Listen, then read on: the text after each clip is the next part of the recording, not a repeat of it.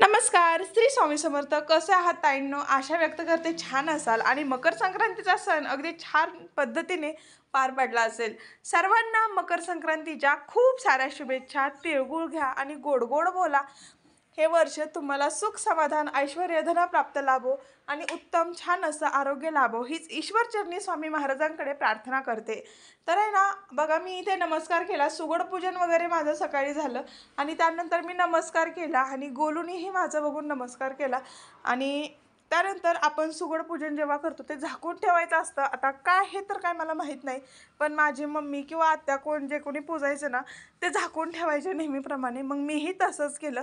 कसं असतं, आपण बऱ्याच वेळेस यूट्यूबवरती वेगवेगळे व्हिडिओज बघत असतो, पण आपण त्यातून आपले ज्या रीत आहे, जी परंपरा आहे त्या पद्धतीनेच चाललं पाहिजे असं तर मला नेहमी वाटतं. कारण की प्रत्येकाचं जे आपले जे जसं की आपली आई असेल, जसं सासूबाई असतील, त्या ज्या पद्धतीने करतात त्याच पद्धतीने केलं पाहिजे.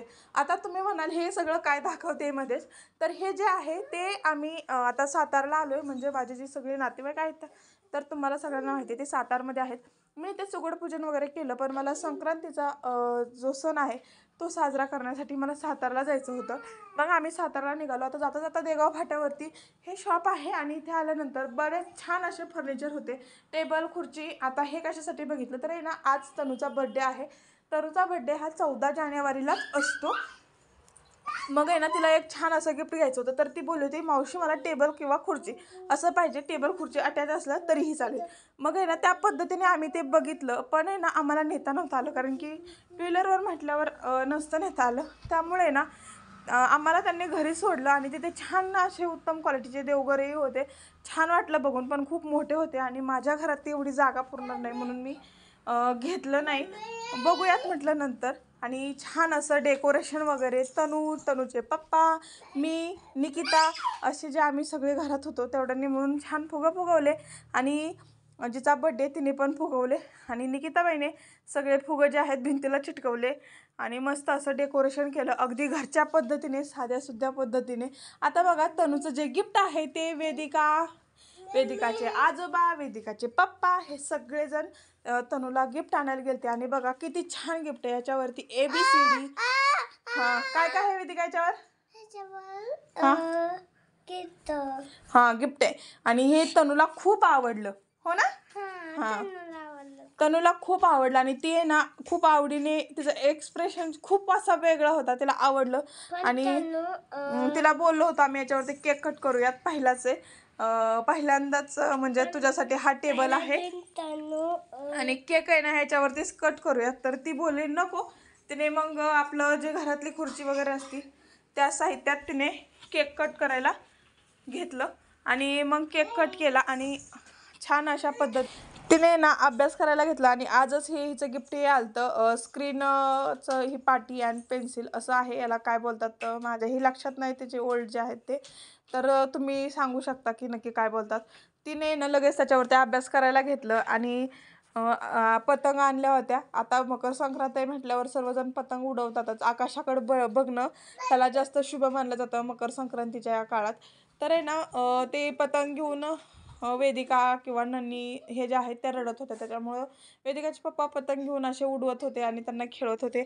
आता सगळ्यांनी एक एक नंबर करून तनूची छान आरती केली. आता बघा, जास्त खर्च न करता थोड्याशा ह्याच्यात पण छान असं डेकोरेशन झालं. छान तिला कपडेही आणले होते आजी बाबांनी. तिला सगळ्यांनी गिफ्ट आणलं. तिला ते छान वाटलं, सगळे गिफ्ट तिला आवडले. आणि अशा पद्धतीने आमच्या तनुजा राणीचा बर्थडे सेलिब्रेट झाला. ती बोलत होती जसा गोल्याचा केलता सेम त्याच पद्धतीने मला करायचा आहे. आणि मग आहे ना मम्मी पप्पाने थोडेसा तसं ॲडजस्टमेंट करून तिला कसं तरी गोड बोलून या पद्धतीने तिचा बर्थडे सेलिब्रेट करण्याचा प्रयत्न केला. तर आहे ना तुम्हाला आजचा जो बर्थडे आहे तो कसा वाटला नक्की सांगा. व्हिडिओ आवडल्यास लाईक शेअर, चॅनलला सबस्क्राईब करा आणि माझ्या तनुजा राणीला वाढदिवसाच्या खूप साऱ्या शुभेच्छा आणि आशीर्वाद द्या.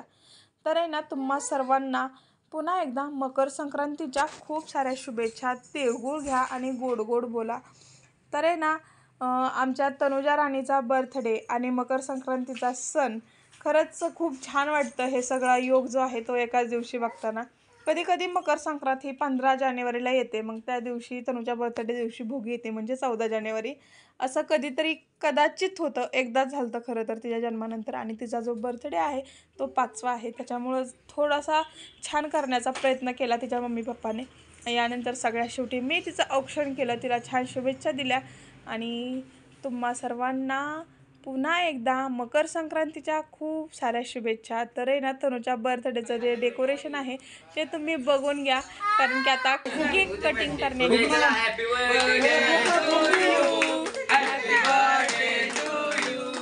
Happy birthday dear Tanu, happy birthday to you.